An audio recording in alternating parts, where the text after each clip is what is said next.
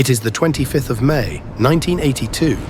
Two pairs of Argentinian jets tear across the Falkland Islands at extremely low altitude, roaring toward what may well be a one-way mission. The formation is led by Captain Pablo Carballo. He and his men are flying outdated, lightly equipped F-4 Skyhawk attack jets loaded with bombs.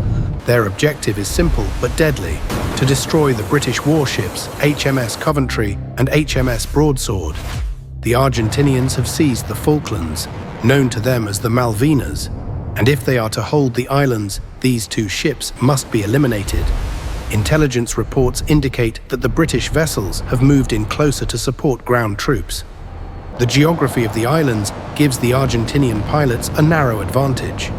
If they fly low enough along the coastline, they can slip beneath the British radar. Entering their range, do not climb under any circumstances, Carballo warns. The Skyhawks skim the land at terrifyingly low altitude, hugging every contour as they push into the enemy radar envelope. Both British ships are equipped with modern anti-air missiles and powerful radar systems. Deadly threats that have already taken a toll on Argentine aircraft. The only hope of survival is to stay low and stay hidden. Aboard HMS Coventry, Captain David Hartdyke has his crew on high alert. British Special Forces have warned him of a possible Argentinian mission, but he does not yet know that Coventry is the target. Suddenly, the radar operators call out 4 contacts, bearing 225, range 30 miles. Hartdyke immediately orders the ship to action stations, sirens erupt, men scramble, and the Sea Dart surface-to-air missile system swivels toward the threat. Meanwhile, the Skyhawks close in on Pebble Island, Isla de Bourbon ahead. Stay low and follow me, Carballo commands. Their masterful terrain masking maneuver works. The British radar loses them. Contacts lost over Pebble Island, the operators report. This is exactly what Captain Hartdyke feared. Pebble Island is too close. The Sea Darts have a minimum engagement range.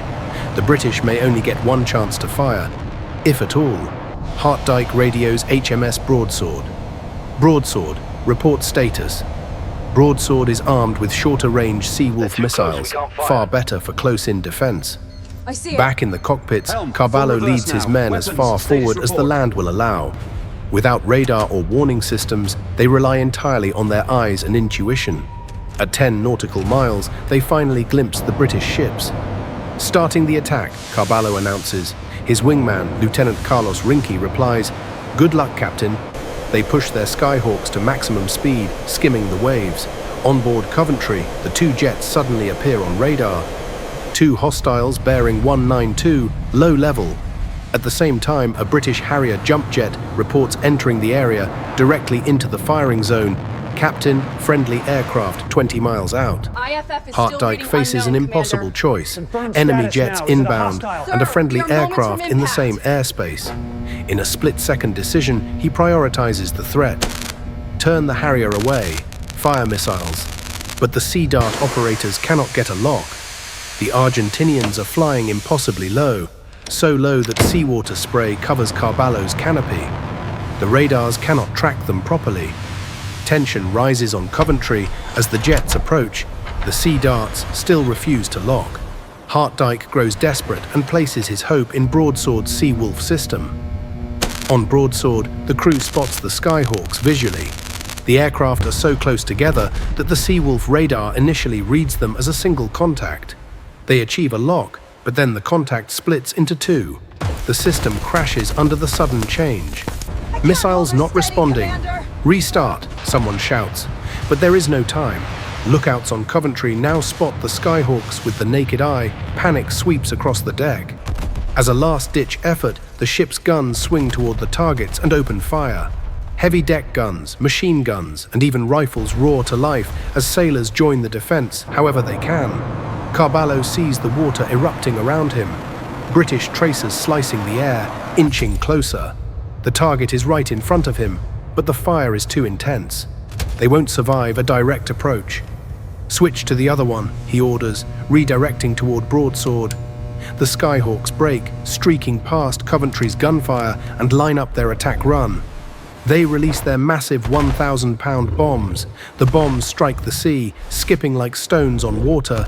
Two huge objects bounce toward broadsword. One drops short. The other slams into the ship's hull, tears upward through the deck, and shoots out the other side, falling harmlessly into the sea without detonating Carballo curses. But the mission isn't over. Behind him, the second Argentinian pair approaches. First Lieutenant Mariano Angel Velasco and Ensign Jorge Nelson Barrio Nuevo, carrying smaller but more reliable 250-kilogram bombs. Coventry's radar now displays all 4 contacts. Hartdyke orders a hard starboard turn to give the Sea Darts a better angle. The missile operators finally obtain a lock on Velasco. Fire. A bright flash lights the deck, and the missile streaks upward. Velasco and Barrio Nuevo dive even lower. They vanish from radar. The Sea Dart loses them and flies straight into empty space. Velasco watches the missile pass harmlessly to his right, but he stays focused on his target. Aboard Broadsword, the Seawolf system finishes rebooting. The Skyhawks appear on the screen. The missiles lock on, only for the crew to see Coventry maneuver directly in front of the launcher. Sailors slowly rise, disoriented. A voice begins reporting damage over the intercom, but never finishes. Both bombs detonate. 2 massive explosions rip through HMS Coventry. In the air, the Argentinian pilots erupt in celebration, laughing, shouting, cheering. A huge blast beneath the bridge tears a massive hole in the ship and destroys the computer room. Fire races through the corridors, engulfing the operations center where Hartdyke and his crew had been. Another blast in the forward engine room cripples power and propulsion. Hartdyke struggles back to consciousness amid choking smoke. Screams echo everywhere. The ship groans as it begins to list. He tries the intercom. Dead. He forces his way through shattered corridors until he finally reaches open air. On deck, chaos has transformed into practiced discipline. Sailors administer medical aid, rescue trapped crew members, deploy survival rafts, and help others into life gear. Hartdyke feels the deck shifting beneath him as the hull rolls dazed and injured. He sits on the tilting surface while the evacuation continues. Thanks to the professionalism and training of the British sailors, 170 survivors are recovered by broadsword and rescue helicopters. Tragically, 19 lives are lost in the battle. All Argentinian pilots return safely to base. Their daring attack succeeded, but it did not alter the ultimate outcome of the war. For another dramatic modern air battle, explore the story of how MiG-29s ambushed F-15 Eagles over Iraq.